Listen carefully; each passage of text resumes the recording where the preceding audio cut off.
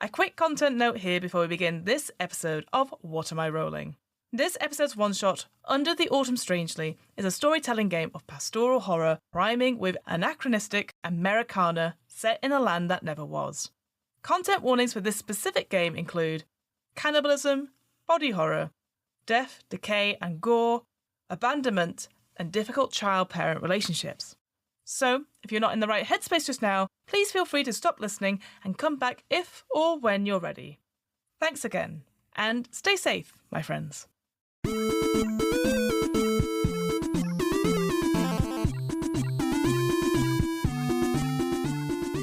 Hello, and welcome to What Am I Rolling, a twice-monthly RPG one-shot podcast, hosted by me, Fiona.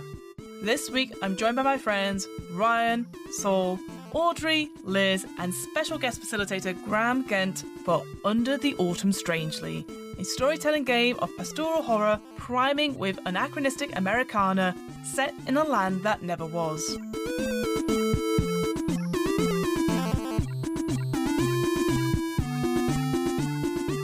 Inspired by Over the Garden Wall, which was created by Patrick McHale, Under the Autumn Strangely lets players collaboratively create a world that is uncanny and old.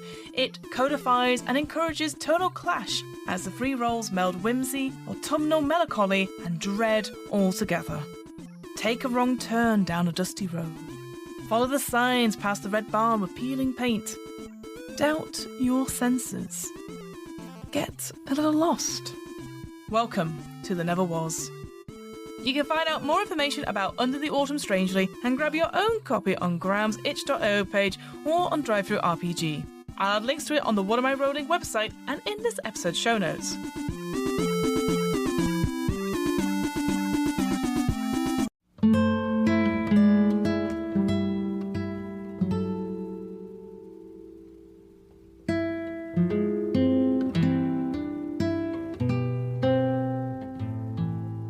So for this one-shot, we were very lucky we had the actual game designer to facilitate the game, and Graham does an incredible job of explaining the rules and the structure of the game, so I'm not going to get into too much detail about it here. I do want to point out two things about this one-shot which I think are important for the listeners. Firstly, we played using Graham's very own Under the Autumn Strangely Spotify playlist, which I've linked in the show notes, and this playlist helped inspire the setup for each of the three scenes that we played. Now, due to copyright, I can't put those individual songs that we picked into this episode, but I've done my best to match the vibes with some royalty-free music as an intro stinger to each scene. I've linked each individual track with the timestamps in the show notes, so if you want to play them on repeat whilst we play this game, please feel free to do so. The other thing to note is that this game is unlike traditional TTRPGs. As you'll hear, the tale we tell comes out through collaborative storytelling between the players, but also through some devised theatre techniques. It was very, very immersive, and as a result, we felt it was appropriate to record our debrief after playing through the game. Hopefully, by demonstrating some of our post-game safety tools, such as Roses and Thorns, it will be useful for folks out there who are keen to play games such as Under the Autumn Strangely, and keep safe whilst doing so. One last thing before we begin. Naturally, there are times in this one-shot where the players, and myself, most of myself, get the rules wrong or forget something plot-wise. Whilst we always endeavour to stick to the rules wherever possible, at the end of the day, we all make mistakes, and what matters most is that everyone enjoys themselves. So, with all that out of the way, let's play Under the Autumn Strangely. Hello, everybody. Welcome. My name is Graham. I use he and they pronouns, and I wrote Under the Autumn Strangely. It's a pastoral horror game of anachronistic Americana in a land that never was. It is gemless, and so within the six of us, we are each going to take one of the three roles. And so you get a partner in crime, whatever it may be, that you get to conspire with and work with. And so I'm going to go over each and think about which of them appeals to you. It's really just a gut feeling, so I'm going to describe briefly each of them. What we have is the Traveler, the Arcadian, and the Terror. The Traveler is very much your point of view character. The closest thing to a traditional PC from another role-playing game, they are defined by being foreign to the never was, by this otherworldly place in which you become lost in. before putting the cart before the horse, everyone has equal narrative power, which is one of the reasons why this works. More on that later. But from your descriptions, you are going to be from a first person's perspective. So the things that you see or the things that you experience is how you're going to be adding to the story. So if you want to tumble headfirst into an unknown world, then the Traveler is for you. Next, you have the Arcadian, which is the Never Was itself, as well as all those that dwell there. It's the closest thing to a traditional GM in another game, but again, you are no less in control of what's happening. You're just more in forward thinking about the environment, the melancholy, the autumnal feeling. You're there to paint broadly with a brush of tones and ideas and feelings.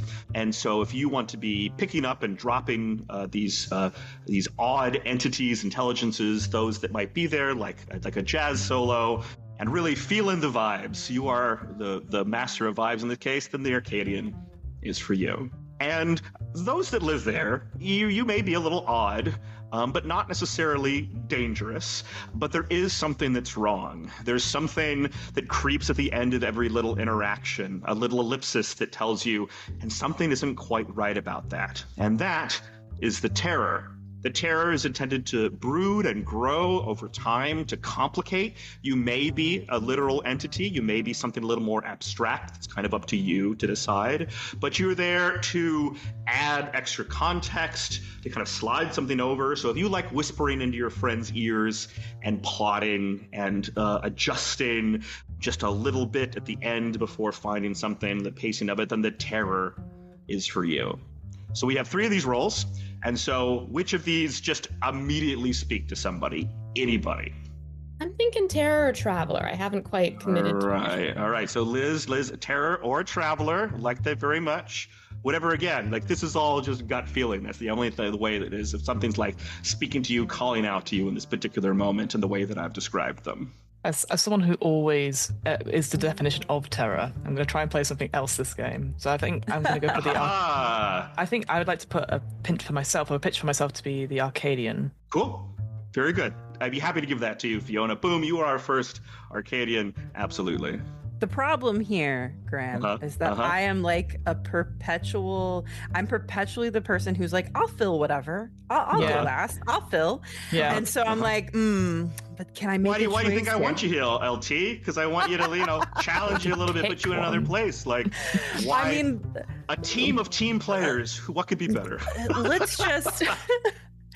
I'm just going to throw it out there. I, for sure, am feeling like the terror. Maybe because I just finished reading 900 pages of the terror about the Franklin expedition. So there you go. Audrey, you are our first terror. Absolutely. Thank you. Okay. I'll lock in terror, too. We can be team terror. Yes. Boom. Yes. Right. Terror. So we need 2 travelers and 2 Arcadians. So what we have left is the 3 of us. 1 Arcadian? Because Fiona is the other one. Ryan, would you like to be a traveler with me? I would love to be a traveler with you. Excellent. Aww.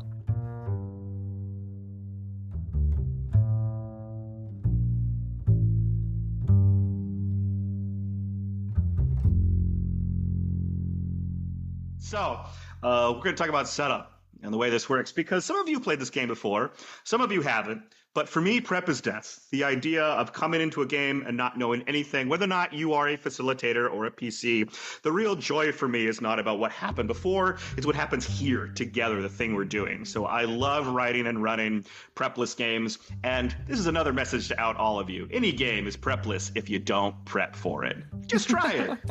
Not in this one, but any of them. Yeah, I was going to say. So I'm going to talk about the steps you got to do in order of most complicated. So Ryan and I are the travelers. So the travelers, Arcadians, and terrors will need 3, 2, and 1 sets of details, respectively. So I'm going to talk about the travelers sets first, because we have the most. So the travelers, they need 3 sets of details. The first of which is the most basic information about their character. So name, age, pronouns. The second set of details that I need about the travelers are their how do they see themselves and how do others see them. This is intentionally a little vague. It might be physical description. It might also be internal life, external life. I kind of leave this up to be used, but the idea is just how do others see you How do you see yourself? And finally, the last detail that I need from the travelers is, what were you doing just before you became lost in the Neverwas? Awesome. All right, so Fiona and Saul, you are Arcadians. Hi, Arcadians. So what I need from you are 2 details, but more specifically, they are images. Before play begins, the travelers are going to share their details to the table, because as point of view characters, we're getting everybody as players in the writer's room all kind of on board with, okay, this is our point of view characters. So even our internal lives are something that's going to be shared. Not so with the Arcadians, because it's really just kind of a brainstorm, and not for the terrors, because that's a secret you're not supposed to tell anybody. So, Arcadians, I need from you each 2 images. Really, this is just getting you in the brain space of what you need to be doing narratively, tonally, with how you're going to be describing the environment and the feel of things that go on. The first image that I would like you to write down on your piece of paper is a autumnal melancholy. So something like a dusty back road, or a red barn with peeling paint, something like that. And the second image I would like you to brainstorm and just write down on your paper is a surreal agrarian image, like very large vegetables or human hearts growing from a tree, something like that. And again, these are really just for you. At a certain point, you might use them. That's the beginning and end of it. It's just getting you kind of in the paces of where you're going to be. All right. Hi, Terrors. How's it going? Doing great. What I need from you 2 is a single idea, a single detail each. And this is something that you can coordinate with.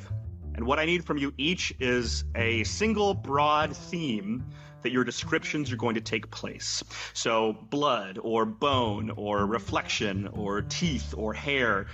It could be physical, it could be non-physical, that doesn't matter.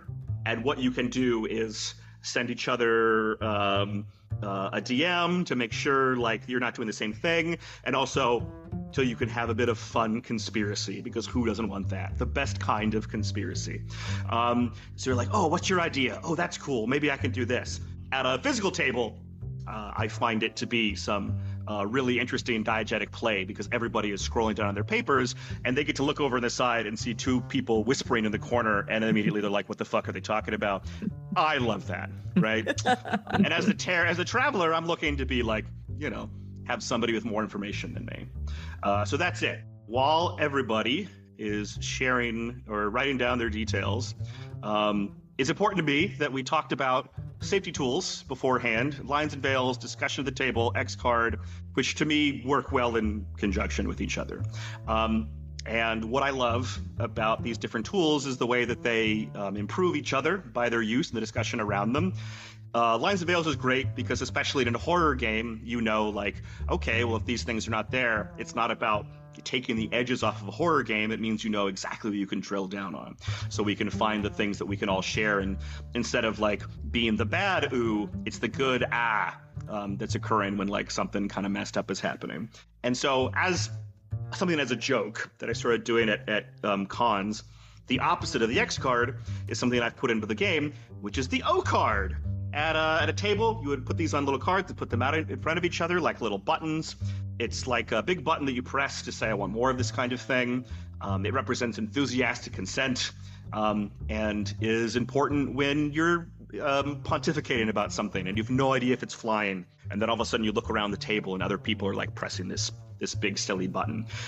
Very important. If here on our call you see us doing this circle like so, that's an O card. That's an O card for you. I love what you're doing, because it even looks like a little hand heart, and so I like this form too. So there it is. How you doing on your traveler, Ryan? I wanted to discuss some ideas. Yeah, let's do it. I like the idea that we have some kind of intimate relationship. Doesn't necessarily mean romantic, but something that really binds us together, if a bit tenuous. Okay. Tell me more about tenuous. Or I guess fraught is probably a better word. Oh, I like fraught. Fraught is good. Fraught is a strong choice. Great. Tell me about your your person a little bit, or maybe that's putting again the cart before the horse. You just want to be associated in some way. That's something we can figure out there, or yeah. I mean, I often, for whatever reason, end up playing very young characters. Mm-hmm. I think I'm gonna move away from that today. Okay. Do you know what kind of age range you're talking about? I mean, so the opposite of young is very old, which is always another bold choice. Or you're either somebody who's like becoming an adult, or somebody who's in the middle of that, or somebody who's falling out the back. All of these are strong choices, right? Yeah, what if, or I guess how do you feel about like being in some kind of like caretaker and care receiver role? Yeah, sure. Do you want to be the care receiver or the caregiver? I don't know. What are you feeling? I want to be a dog, so I'm going to be a dog. So you could be an old person in a retirement home, and I could be, if it's fraught, I could be an emotional support animal you don't like very much, or I could be in some kind of like, city pound, and there's like things like that if we're going to flip it around. I was about to say, if it's a fraught relationship, I know it's not my role, but like possibly even it's sort of you inherited this animal from somebody and you don't really like animals. Yeah, that's cool. Oh, like a partner who died. This is the plot of Up. Neglectable child. But spooky. Spooky Up. Hello, welcome to Spooky Up. I'm Graham Getz. It could be, a partner who's passed. Honestly, I like the idea of like one of your children didn't take care of the animal and then you had to. Oh, that's good. I've taken it begrudgingly. Right. Because I knew that my daughter was never going to actually care for this dog, and I knew that. No. It has to be that she asked you to do it and more or less forced you. It can't be that you stepped up to do it. She dropped the dog off or never came back. I knew she wasn't going to take care of the dog. Right. And then just up and left. I don't know where she is. Ooh. Yeah, there you go. Yeah, I am going to go with older man. Great. That's the age. Older man. Yes. Great. Is it polite to ask for a number, or? I'm just afraid of specifics. I kind of enjoy the ambiguity. I feel like there's room to play with that. Sure. Well, I enjoyed the conversation I had today with my parents where they're talking about an older couple, and I just kind of looked at my mom and said, wow, they must have been really old. And then got a smack. A loving smack. Awesome. Do you think that's enough for your 3 details? Yes. Sweet. And I'll explain a few more rules before we go around and share and take the appropriate break. Arcadians and Terrors, y'all are feeling good about your images and. Oh yeah. Should I be colluding with Fiona, or are we supposed to be blind to each other? Again, this is something I keep vague. I like that the kind of feel of the Arcadians, you are going to be coordinated in game, but here it being this parallel brainstorm, I think is kind of interesting to contrast the idea that the Terrors are whispering and colluding, and that making all of us wonder what the fuck they're talking about.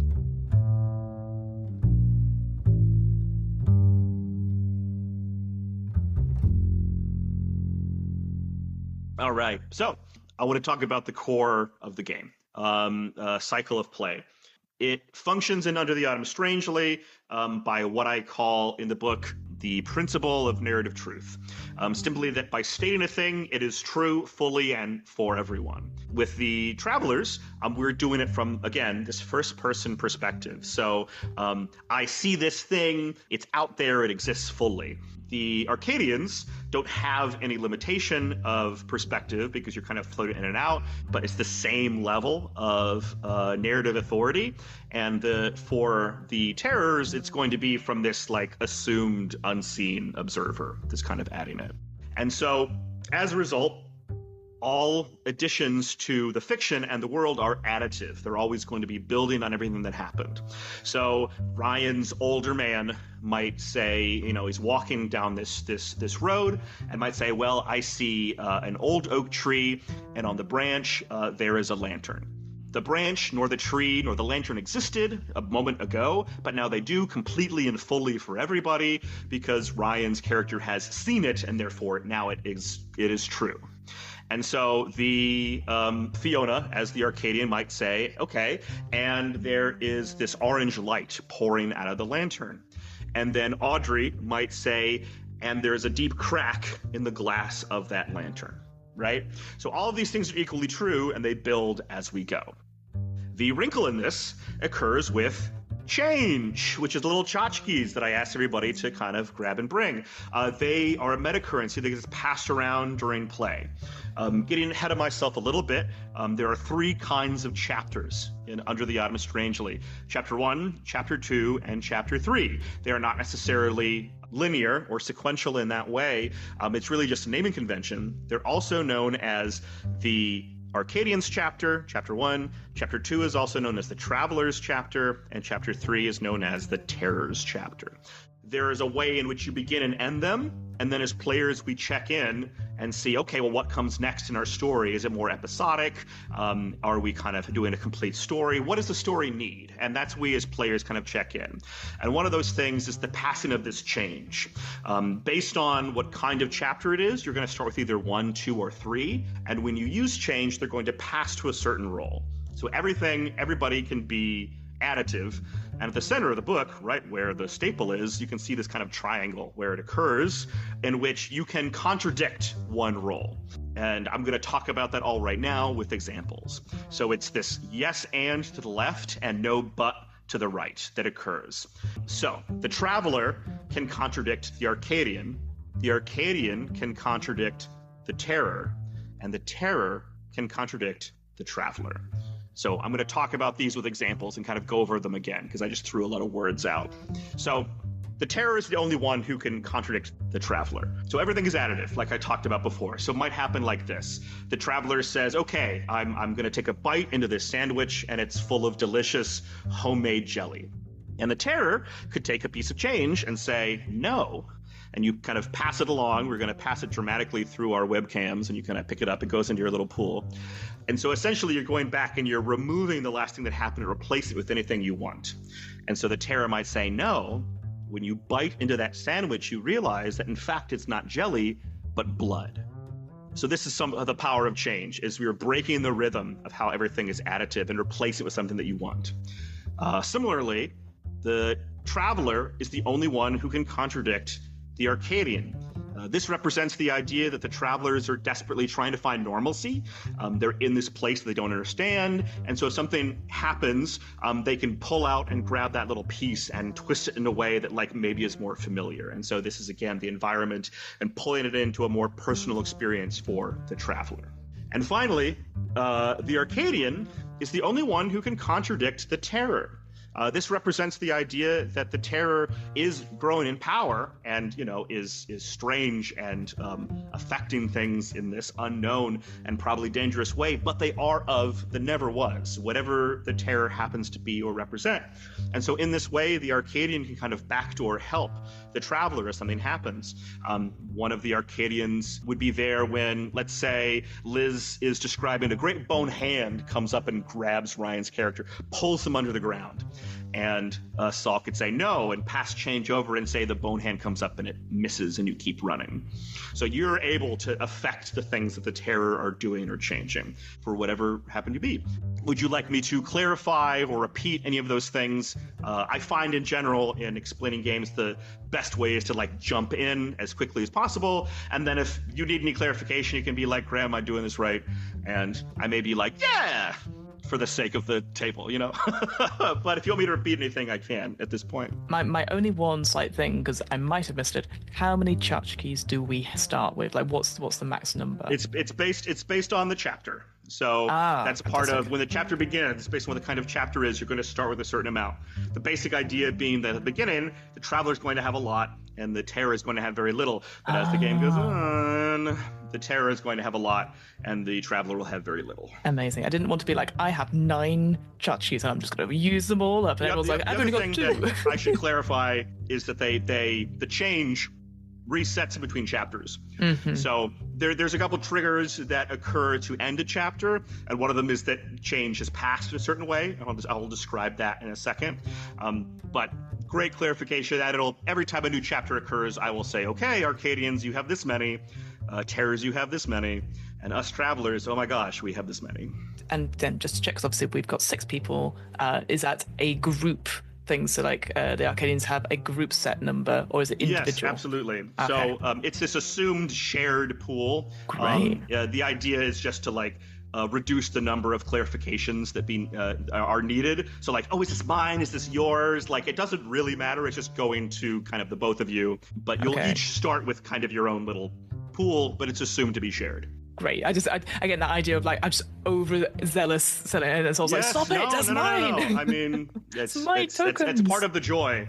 Is cool. So many of storytelling games are about this, like, oh no, is it okay for me to do this? But honestly, it's good when people are pushing forward because everyone else is going to be so nice about it anyways, and those are the spiky moments that are interesting, that I'm encouraging. So cool. Yeah, great clarifications. No, I'm excited. No more questions from me.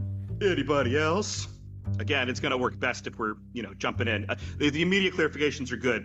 I'm getting a lot of thumbs up, a lot of O's. Wow, look at all these O. I've never seen this many O cards before. Oh my gosh. If only you could see it on video, dear listener. Ryan, do you want to have us share our Travelers, and then I will go through how chapters begin and end. And then we'll be about ready to take a nice little break and then jump into our first chapter. Oh my gosh. So I am playing Francis, who is an older gentleman. He, him pronouns. People see me as stubborn, frail, and proud. But I see myself as wise, independent, and if I'm forced to admit it to myself, scared.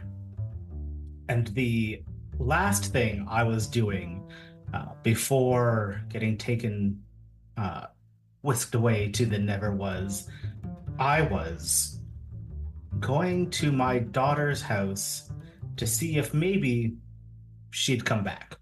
Amazing. Yeah, that's a big O card for me. So fraught. Like that's the biggest damn Chekhov's gun. Like it's like a nothing but implication. Great.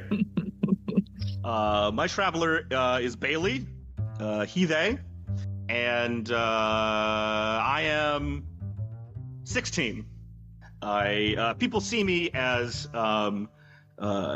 lazy, layabout, brown with flecks of gray, sweet, but overall a bit farty and past my prime. I see myself as noble, as strong, wise, keen, and in the prime of my life. They're just good dogs. Just a good dog.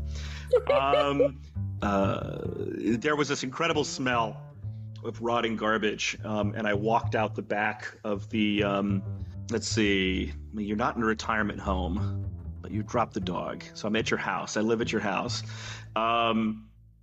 I think I had wandered away. Because I had this incredible smell, something rotten and fresh. And so I stumbled after it. I was chasing my nose. And before long, I realized that there were no more paved streets and that the only familiar smell was the same delicious rotting was now acrid and not that good kind of fresh rotting. And by God, it was Francis. I smelled him too. There were two distinct smells. I'm not saying that he was the rotting smell, but like, who knows? Amazing. All right, Francis and Bailey together at last.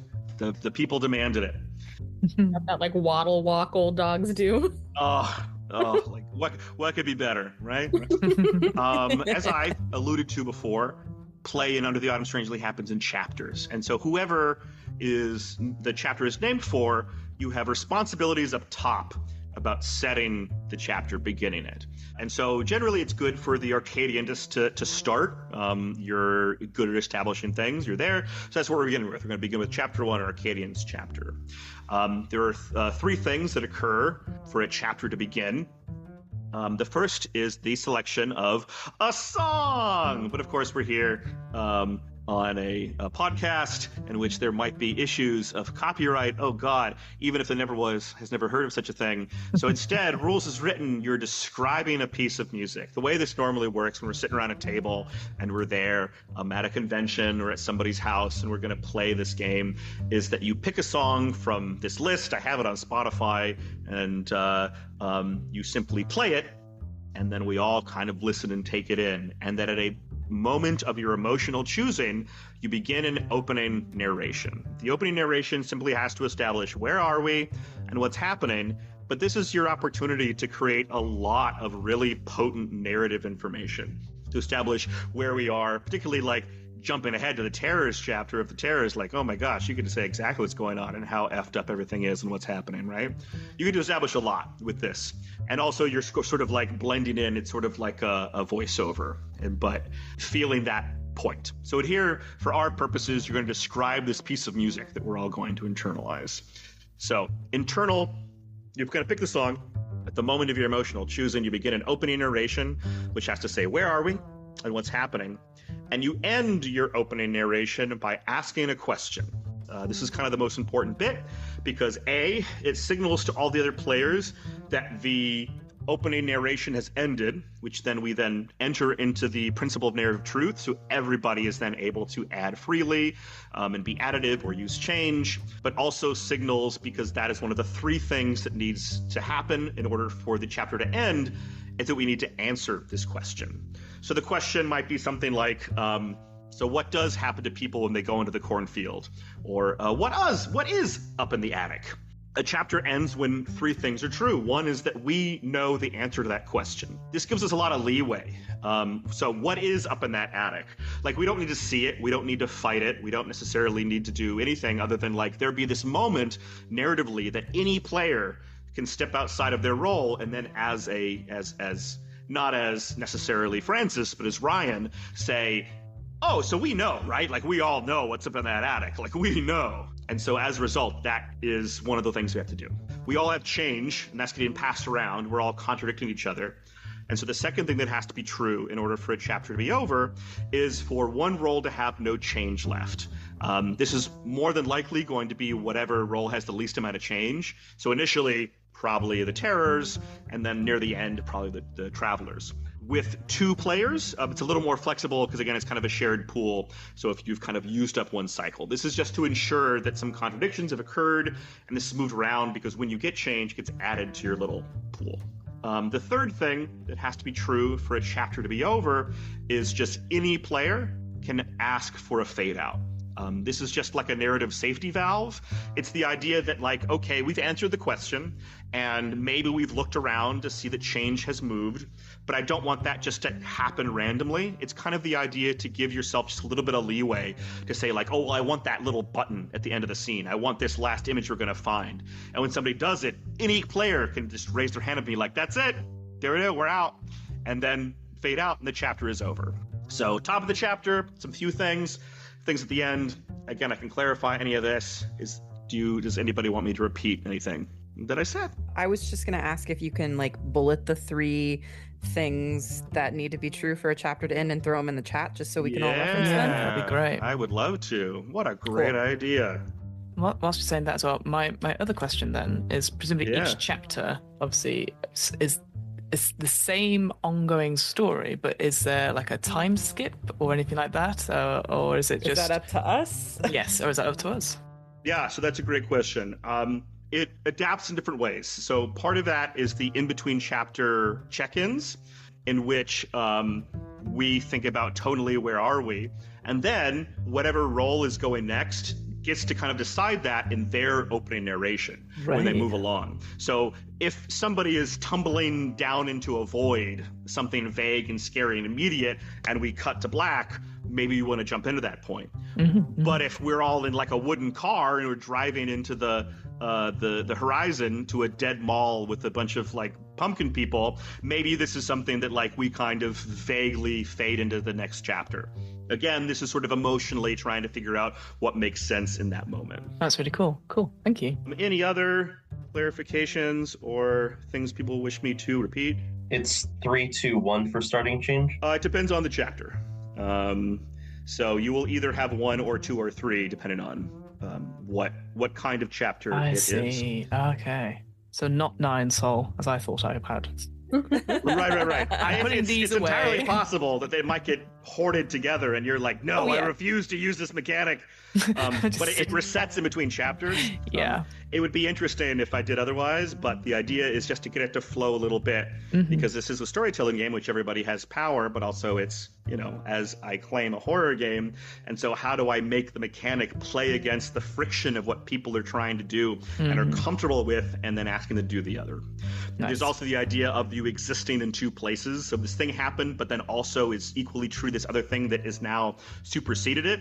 Like that's very weird. And so you're asking people to kind of blend their mind into these realities. But now I'm getting into the nitty gritty, and I would much rather have people be weird with it. So we have our travelers. We have those details and where we are. What we can do is take a break in between things before we jump in completely, so people can get water and do whatever bio things they need to. And then when the next chapter ends, we can have another break, because then we're checking in narratively, but then like human beings, like, oh, how are we doing on time? And how are we feeling energetically? And all these things that are necessary to be a human being with a meat body.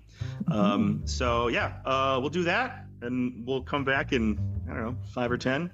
That's good. And then get this going, and I'll repeat what Arcadians need to do to set us going.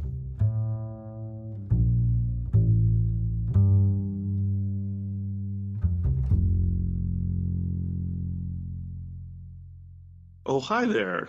You caught me reading a copy of Under the Autumn Strangely. It's a pastoral horror game of anachronistic Americana in a land that never was. Thank you for joining us. How was that? How was that, Fiona? Perfect. Yeah, great. Yeah. Seamless and frank. Seamless. All right, Arcadian. So as a Arcadian chapter, you together, and this is the fun part, you get to decide how you're going to describe said piece of music, how you're going to create our opening narration, and what the question is going to be. And so at your own comfort level, how you want to do that, playing back and forth or listening to each other or establishing who has what responsibilities, it's totally up to you. Yeah. Fiona, are you feeling like a split of music in question and the other person gets setting, or do you want to sort of try to organically meld minds' narrations together? Let's try that second option. Let's try and do it. I appreciate Zoom is what it is, but let's try and do that, and see where we go from there. I'd be up for that. So we're going to clap to sync on 3. Or 1, I can't count. Graham, to clarify, at this point, Acadians should have 3. Oh, yeah, I was here to clarify that, in fact. So during an Arcadians chapter, the Travelers will start with 3 change each. Arcadians will start with 2 change each. Oh.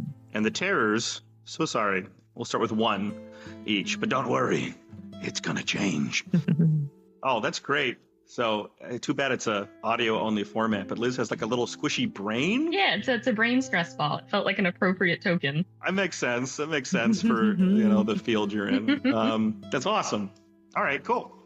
So now that everybody knows what change they have, it's up to the Arcadians to get us going. What Spotify list? What was the list of music that we could look at? Yeah, the Under the Autumn Strangely OST. I'll put it in the chat. Thank you very much. Yeah, I suppose we could still hear the music, and then That's true.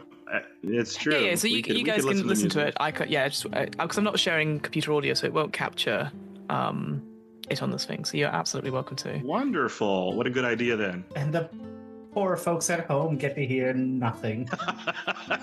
Drive it for them. And you guys got so many on this track. Amazing. I was like, yeah, maybe there'll be like 20. No. I'm a compulsive curator. It's how it goes. I love it. I mean, you should see my Pinterest boards. They are out of control. Sol, do you have a favorite number or anything like that?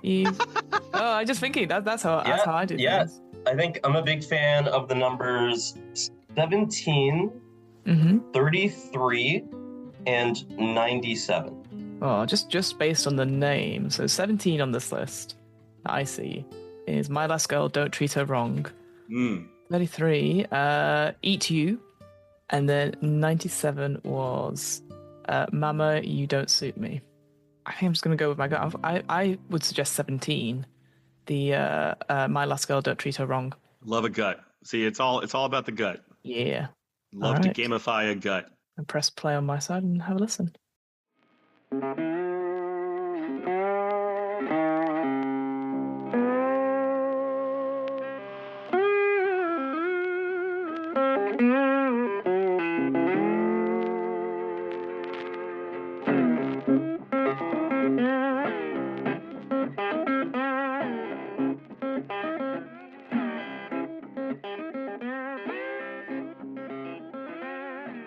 A table, long, brown, weathered with age. There's like a table runner that goes off and down the sides. On top of it, a cornucopia. Fruits, vegetables, all arranged artistically with reds, greens, oranges, placed ever so delicately. No plates, no tableware, cutlery, or anything like that, but just an abundance of feast with dust all around it. A warm breeze flitters through the window as footsteps echo down a creaking hall.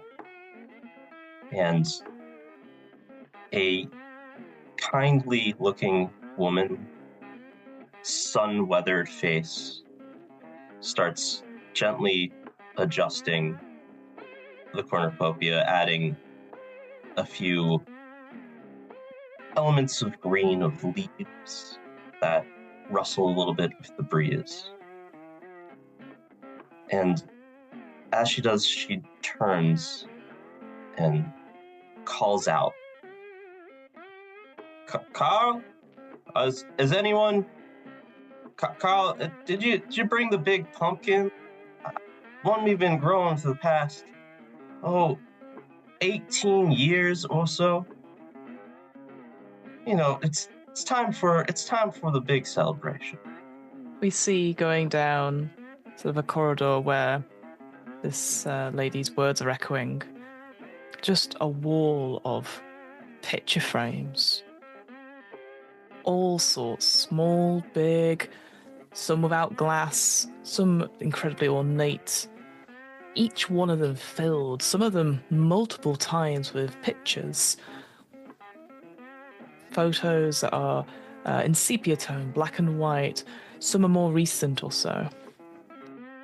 Of various, one would assume, members of an extended family. You can see, or would assume, people like great uncles, aunts, cousins of cousins of cousins. But in each one of the photos, there is always a food element. Whether it is a picnic, or if it is somebody about to eat a hamburger, or anything like that. A couple of them have glasses raised as if cheersing towards the camera, some sort of celebration thing. Food element of some sort in every single photo. A bark echoes, and the woman turns looking confused. Carl, did you get a dog? As she starts making her way towards the door. And as she does, the sunlight filters through the window across a figure slumped on a chair. Question, I think, that I'd like to be answered in this part. What is the main course? Ooh, great. So everybody write that down and or take note. It's one of the things, perhaps a central thing that needs to be answered, and kind of anybody can kind of step forward as a player and be like, So that's it, right? Like, that's the main course? Wonderful. Big O-cart. Bailey, get over here.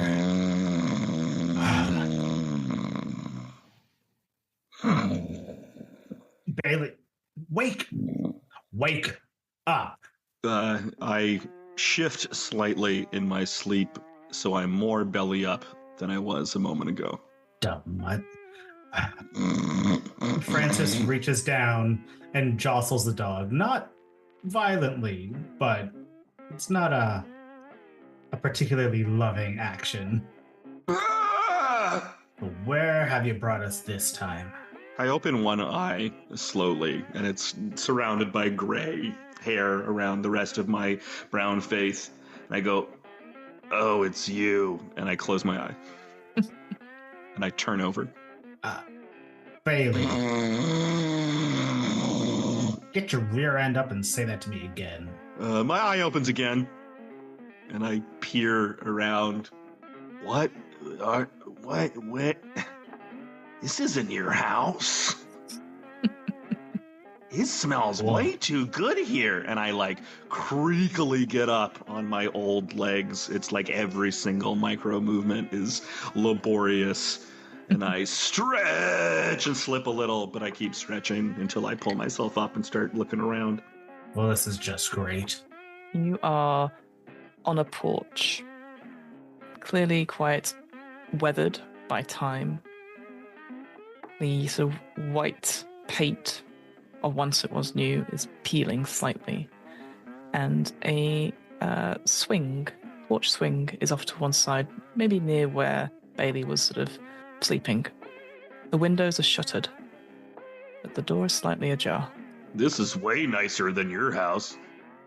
I start sniffing the porch swing, and it moves, and I rear back just a little bit, but then start sniffing again. The porch swing continues swinging, but it never really seems to slow down. It keeps up that steady beat from your movement. And almost as though it's a strange sort of melody, there are the caws of crows in the distance, in time with the swinging. Bailey. What'd you say? You shut your hole. No, you said something. And I very slowly rotate, but it takes quite a while. I'm wiggling back and forth on each leg until I move the very laborious 180 degrees. And I look at Francis in his old wrinkly face. I get down real low and get my face up to Bailey. There is nowhere like this back home. So I don't know what you did. I don't know what you followed, but you've really done us in now. I'm not even going to question why you can talk. I'm not even going to bother. And I lean in so that my wet, black, drying nose is touching your dry one, and I say, "A bark." The door with a slow starts opening. And just for a second, you think you catch the glimpse of a figure peering out before they duck quickly back behind the arch of the door frame. And you hear a voice says, Who's there? I'm warning you, I'm armed. Hey! Bailey, you shut your mouth. Hey! Bailey! You drinking on my porch? What's going on out there? Who's that? Francis slowly works his way up, putting basically all of his weight on his walking stick. This old, carved thing, as he straightens himself as much as he can, and looks forward towards the door.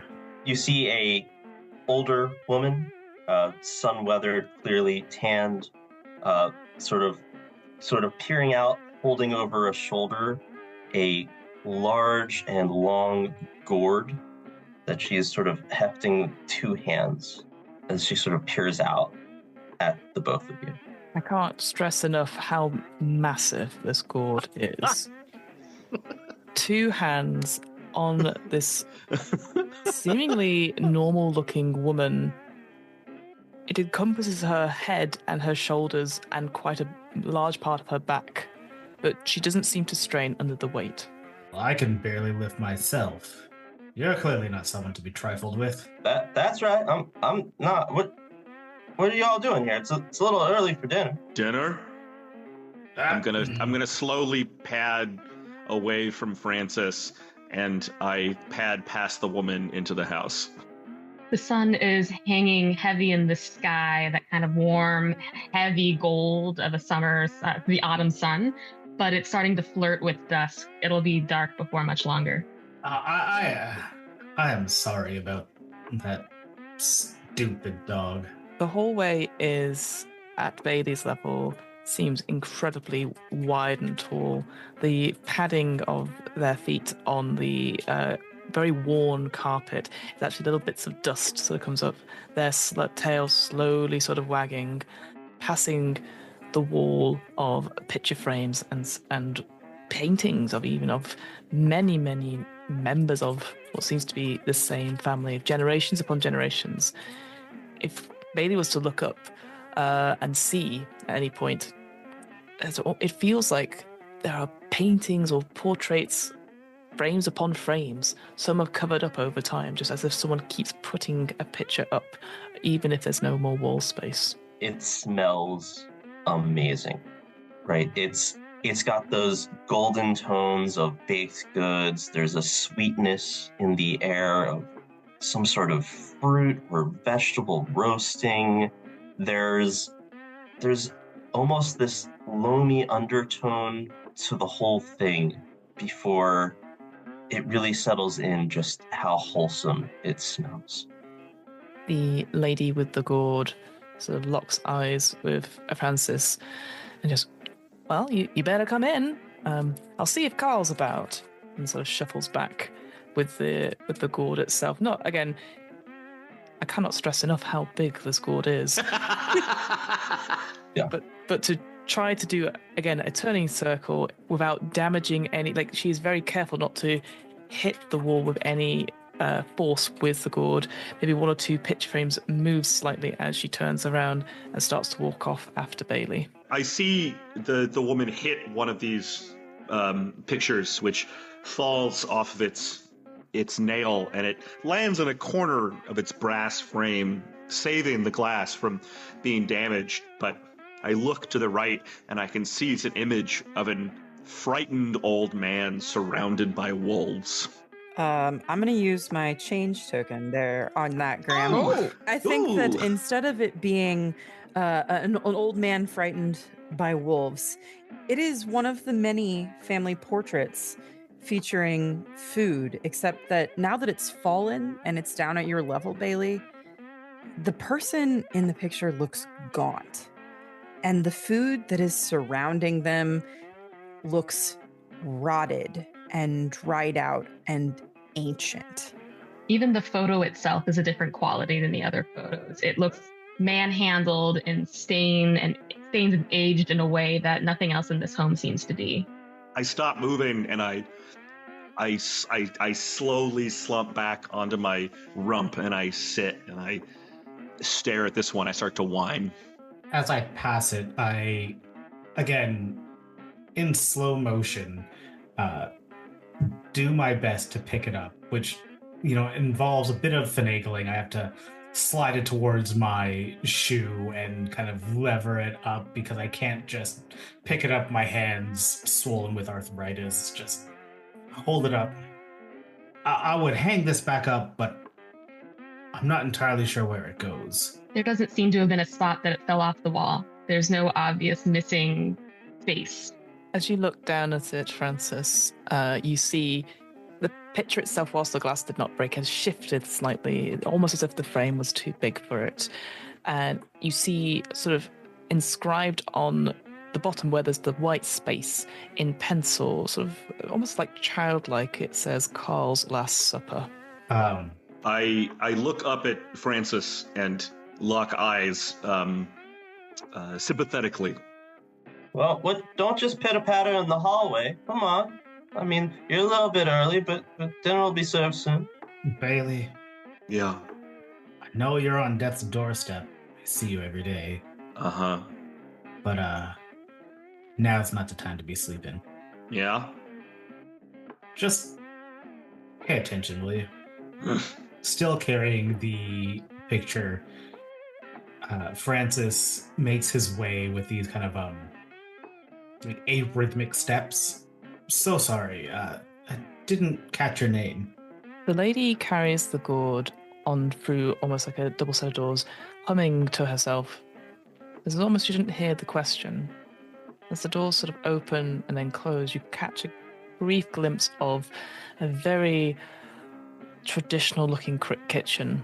Sort of wooden panels, wooden, old-fashioned cupboards. Clearly has not been updated or looked after in some time. The smell increases ever so slightly with that sort of wafting of the breeze. Again, something delicious. Delicious meats, breads, some sort of like hot food being cooked. And as the door sort of opens and shuts, you hear the sound of something bubbling away, as if on a stove. And a slight tick, tick, tick of a timer, old-fashioned kitchen timer counting down. I crack my head at the sound. Francis follows the woman into the kitchen and is just hit with all of these scents. Things that I haven't smelt in, well, Christ, it's just been probably since my childhood. It is the scent of comfort and nostalgia. Looking out the window, the sun is still hanging in the sky. I don't know if I'm facing west or not, but it just looks like endless hills deep into the horizon, and the orange and browns of the hillsides blend into the horizon, almost that it obscures it, not knowing where the ground ends and the sky begins. On every sort of surface in this kitchen is just pots and pans and trays filled to the brim with any kind of food you can imagine for a great celebration. You see cakes, layer upon layer.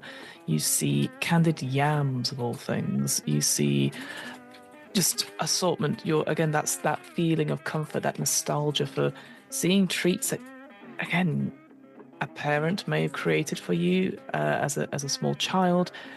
It feels like you're home, relaxing. And this lady with the gourd, which again I cannot stress enough, is massive. She goes and puts it in the center of the kitchen table, not caring for the trays, the pots, the pans, so it even just sits on top of them. The stove off to one side with many, many more. I'm going to use some change. Mm-hmm. Even though the woman didn't give any mind to the things on the table, and there wasn't space for it before, there is somehow still space for it. It's not on top of anything. It is exactly where it was always meant to be. The smells in this kitchen are so rich and warm and lovely and heavy that your mouths are starting to water to the point where it almost aches. I drool onto the ground, and it complicates my already difficult path. I'm wobbling quite a bit as I go, and now I'm drooling and wobbling as I go desperately towards the table.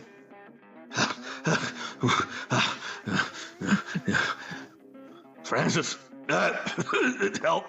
Wipe your paws. We're guests here. Francis,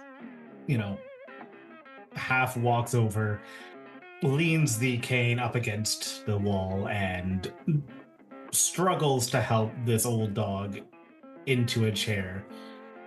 If he wasn't just so hungry, he might have questioned why he was helping a dog into a chair, because to be certain at home, the dog's spot is quite certain and is not at the table.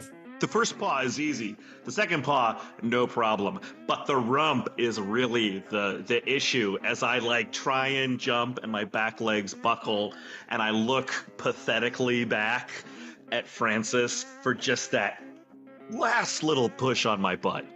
Roll of my eye, I kind of lean into it. doing my best not to fall over. And I ease in just a little too much, and the chair shifts and screeches on the ground. And I carefully pat over and give you a happy, respectful nod as I pant and hit with wave after wave of incredible aroma. Oh, shoot. Carl forgot to set the timer. As you see, there's a little bit of smoke and a little bit of an acrid, burnt smell that starts permeating throughout the kitchen. And you see this woman opens the oven and pulls out a slightly burned pastry and sets it on top of the stove and says, well, that's just the top layer. I'll fix that up. Nope, Saul, sorry. It's the shape of a human, just very small. As she takes this human-shaped food item out of the oven, a little bit burnt, and you see takes it and opens the windowsill, and with a knife just starts scraping and scraping and scraping and scraping the burnt layers off. And as she does so, and they're flaking off onto the sill, a few crows alight and start picking at the remnants, the burnt remnants. Damn crows. And then I lean in and try and take a bite of scraps. The crows yank it away from you. That they don't hurt you, but it's vicious, and they're fighting amongst each other, trying to get these scraps of burnt food. Actually, I'm gonna give you a token. Canyon's got my back. All right, Saul, what happens? So the crows snatch it away from you, but almost eerily in sync, as they sort of are not fighting amongst the scraps. It's like they're all taking turns bites. I very slowly lean in and pull a chunk that is not being crowed, and I pull it towards me. The lady gives you a light slap on the bridge of your nose, and then I whine. But you don't want to eat that. It's no good. Let me finish getting to the good part. As she continues to scrape away burned parts. As she is scraping away, the sound of a doorbell goes. Bing bong. Hey! Bailey! Shut your mouth! Sorry. God. The lady, not looking up from her, scraping these very thin layers of burnt pastry off, goes, that will be the others. Would you kindly let them in? It's almost ready for supper. Yes, of course. Francis looks down at the picture of, was it Carl's Last Supper? Mm-hmm. And looks at the table. You said that Carl's gone off somewhere? Oh, he's always about somewhere. He was supposed to get this gourd in, and he didn't. But no worries. He'll be here just in time for dessert. Liam, you in there? Oh, come, everyone, come in. Francis walks towards the front door, and I take this opportunity to slip the picture out of its frame. And I lean the frame up against a wall somewhere, and I just hang on to this picture, pop it in my pocket. Already manhandled, there are already creases. It's not any trouble to fold it back up. Behind you, out of sight, the frame crumbles away into dust. As Francis approaches the door, we can see, again, the door with the screen. We can't see who is on the other side, but we can see their silhouette, many silhouettes of different sizes, and a general sort of hubbub of people talking quietly, as if waiting to be greeted at the door. I, Ryan, have a question. Is Carl for dinner? He might be the main course. I don't know. We don't know it's for certain. It may be. Totally. It could be. It could be. We're all pretty concerned about Carl and the humanish thing in the oven, I think. Correct. But what is the main course? Hard to say. Absolutely. Great check-in. Like it, though. Unless somebody says, and you look and it's fucking Carl. And then you've answered the question, right? Like, everybody has the power to do that. Fucking Carl. Which is the coy little fucking game we're playing, which is to me delightful. Until somebody does it and they're like, oh, fuck! It really is. Yeah. Okay. We'll say Bailey off in the kitchen.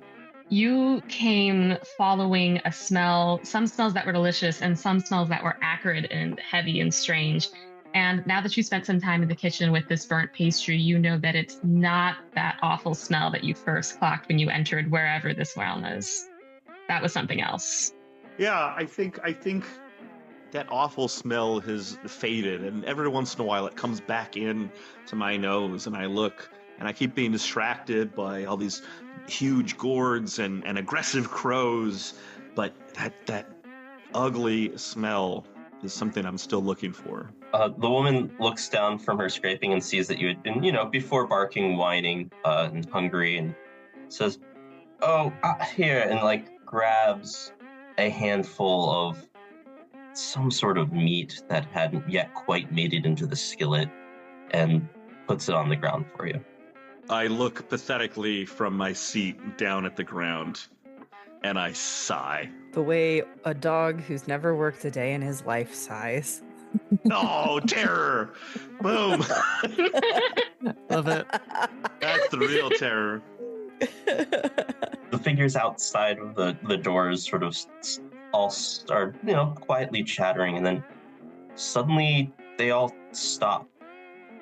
And all of their heads turn towards the door, and their heads tilt slightly as they sort of pause what they had been doing. Their clothes are all beautiful and they're rich, but they're old and tattered, moth-eaten and frayed. Francis opens the door. I guess you're here for supper? Dinner, one of them says as they slowly lower their head. Excuse me. You're excused, says another. But it seems like the voice came from a different person, but their lips didn't necessarily move in time with the voice. Looks like you forgot half your clothes.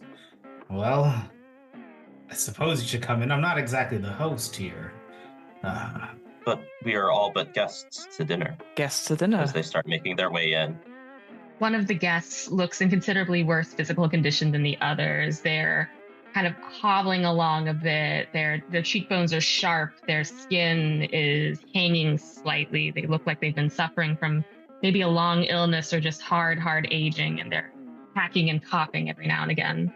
So where did you folks come from? Oh, we came from the surrounding farms and hills. Everyone's family here. It's a community thing. You might not get it if you're from a city. Come, let us sit. It's almost time for supper. Or dinner.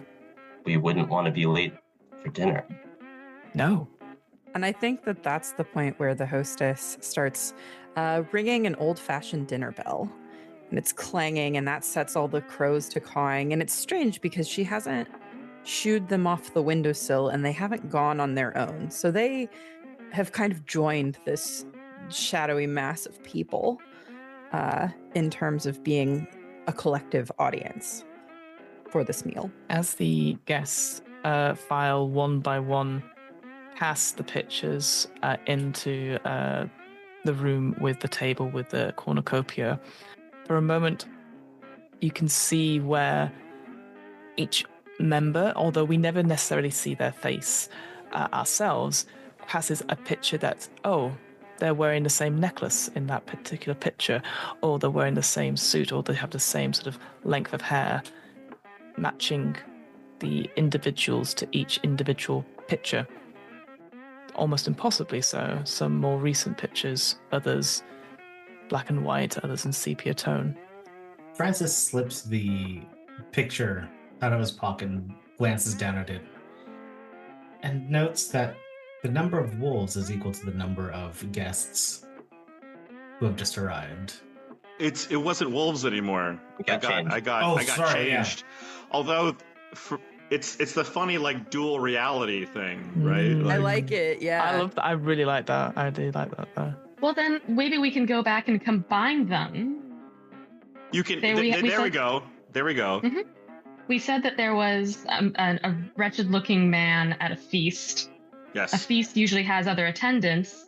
There was a man, there was a feast, and in the seats there were wolves. Perfect. Absolutely. And it's all additive, right? So Ryan, as Francis, you can look at the picture and say, and I notice, as long as you don't contradict something that occurred before. Nice. Abso-fucking-lutely. It's almost like a double take, where for a moment they appear as wolves, and then, you know, great. pulling down his glasses, looks more carefully and just sees a bunch of wretched faces. Shaking his head, glasses back up, picture away, follows the crowd into the kitchen. They all start to sit down at what had previously been a small round table, but now it must have been oblong the whole time. You didn't realize as more and more of them start having a seat with the and creaking of chairs scraping as people sit down. Bailey is still in one of the chairs as well. And you see the woman finally nods with satisfaction, stops scraping the pastry and sets it down onto the stove top and goes to the head of the table and has a seat and turns to one of the guests who had joined and says, I think Larry should provide our appetizer. As Larry nods and you see looks a little bit sad and then says, the cold feeling of snow upon your face with the warmth of your love's kiss. All the guests close their eyes. Some of them lick their lips as if almost trying to taste that feeling, as if they're imagining it right now, this second, drinking it in. I've leaned down and stretching every sinew of my ancient body grabbed the piece of meat off the ground, and as I bite into it, it is frozen solid, and I choke. Out of character check, how many tokens does everybody have? Yeah, or how many change tokens? I have 3, but you've already sent yours out, so we're good on number 2, because Cool. you had your 1 and you sent it. That's what I was checking. So that check mark is good. Abso-fucking-lutely. Whoever Thanks. usually has 1 oftentimes will be the first one to trigger I that. figured, but I wanted to check, you know? I love a check-in. Absolutely. Francis takes a breath and can feel the inside of his nostrils kind of frost over, as it does on a particularly cold day, despite the warm breeze coming inside and the heat from the oven and the stove. The sounds of sauces and water boiling over, the sound of a kettle piercing shriek as it boils up and up and up, adding to this incredibly bizarre sort of picture of these guests sat around as someone is describing the appetizer. The guest that had been coughing and hacking is holding onto their chair so hard that their knuckles are turning white as they lean in, just wrapped and engrossed in what's happening. The woman licks her lips and with a little content sigh. Lovely. How about something, as she turns to another guest, a little more bitter to complement that? Jenny, how about you go ahead? You see a woman shake a little bit as she starts to describe the righteous anger of finding out about a betrayal of their best friend, went behind their back, told lies about them, and how never quite being able to confront them fully the way they wish they could. Each time she sort of hits the table for emphasis, people sort of flinch back and shake. Some people, again, leaning into it, feeling that the wood grain. Again, the licking of the lips. There's even one person at the end of the table with a single tear falling down the bed silently, a tear of joy as they experience this incredible, intense emotion. I think the stories continue around the table in this way. as the hostess asks more people to contribute for each course until eventually she stands up and says, "I hope everyone's hungry," and turns to the oven and opens it and pulls out an empty platter and sets it on the table and says, "Eat up." And the guests go rabid towards the cornucopia, towards the centerpieces, the decorations, this empty platter, as though it is teeming with the most delectable food that you have ever seen in your life. It's almost like a terrifying sort of food fight as people scramble to try and get morsels of something that is impossible to see. At one point, you see two hands sort of grab each other, sort of like almost across the table, as one individual is pulled towards another, pulling up the hand to their mouth, and the individual biting down on that person's hand as if it was a chicken thigh or drumstick, pulling back, seeing the sinew and blood spill and spray out, content, hungry. The crows on the sill are going wild, crowing and cawing and entering the room and joining in. The hand rushes past my snout and smacks me directly in the nose, and as the other one grabs the other to pull across to bite it, I'm knocked from my chair, and I fall onto the ground, and I tumble, and I whine and give one simple yelp before I desperately look around for Francis. And as you're looking around desperately, you see another figure you hadn't noticed before that had been in the living room all along, slowly lumbering towards the dinner table as we fade to black. Francis, oh! So wait, so what is the main course? Absolutely nothing at all. Great. Done.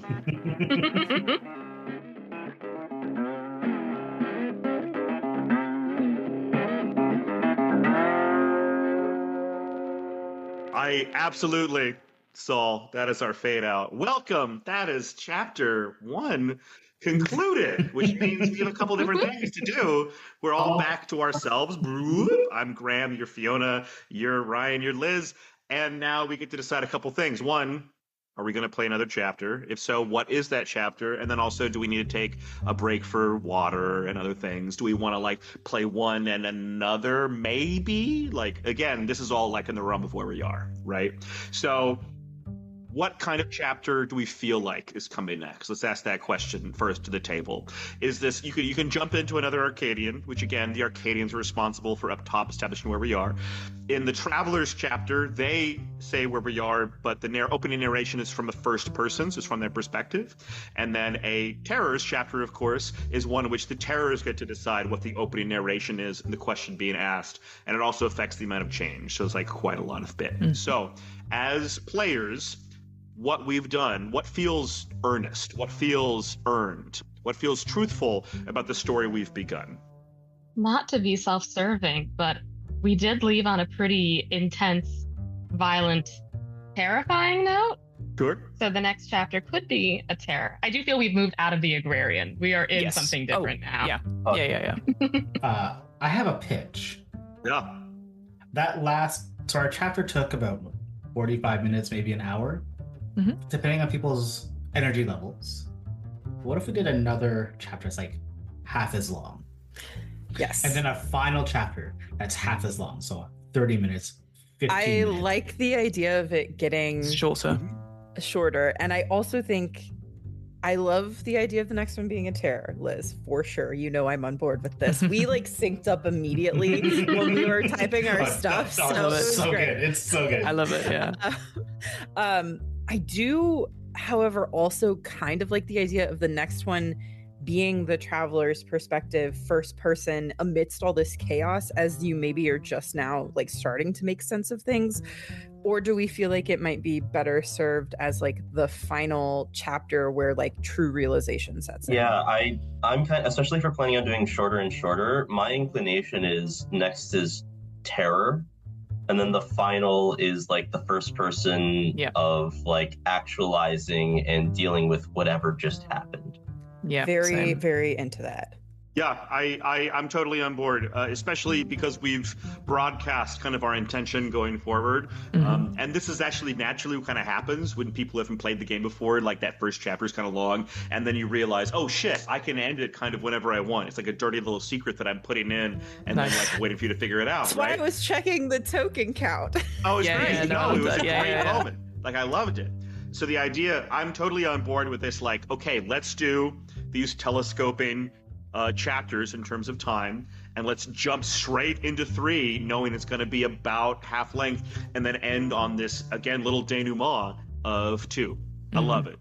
Absolutely. Yep, sounds good. Just to check then, do we want to have a timer somewhere so that we can see like how long it's been, or do we just want to just go with the flow? Because I don't mind either way. Go with the flow. I like a flow. I mean, we got it.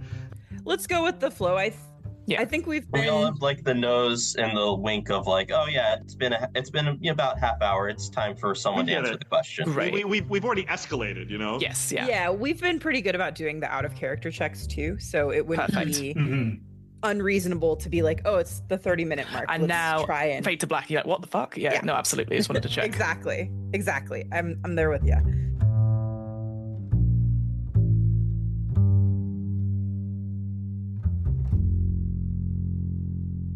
Try 163. See if that fits the vibe a little more. Oh, another good choice. For those of you following out at home, Infamous Butcher by Amigo the Devil, 163 on the official Under the Autumn Strangely soundtrack. Oh yeah, that's what I'm looking for. Picking up what I'm putting down. Okay, all right. So what we can do is like all hit play and listen to it. And at a moment of your emotional choosing, one of you can jump in with the opening narration, which again, only 2 things need to happen, but you have a lot of leeway and you can kind of continue to build on anything you want. So this is a lot of power narratively as you kind of create any kind of situation you want. You just have to have where are we and what's happening. Within that, both of you share that responsibility. Finally, end it by asking a question. That signifies to us that we can now jump in with the principle of narrative truth, because before that, both of you have absolute power in establishment. We can't interrupt you. We can't contradict you. We can't have change. It's only you two. So, with a terrors chapter, that means a couple things. Number 1, terrors, you have 3 change each. Arcadians, you have 2 each, as you always do, as you are consistent. And the travelers, Francis and I, have, 1 each. That's right. Other rules still apply. We're trying to answer the question. 1 roll has to have no change left, and a player calls for a fade out. Ba-ba-boom. And we're going to go for a terror chapter. I'm very, very excited about that. So is that the song y'all selected? Yeah. Liz, you kick it off. You kick off the narration because I want to see where you're going with it. All right, let's see where we go. Let's do it like a 1, 2, 3, go, and like play the song so we can like all listen to it. Yeah. Sorry, those at home. You can follow along by playing the song on your 8-track. Use your imagination. 3, 2, 1.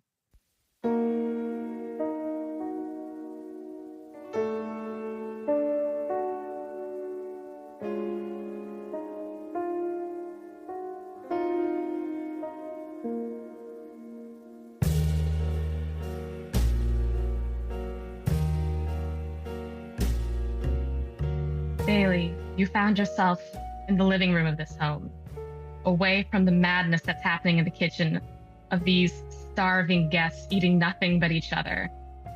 And as you are in the living room, there is a creak as steps descend the old wooden stairs. There is a man, but he is not a man.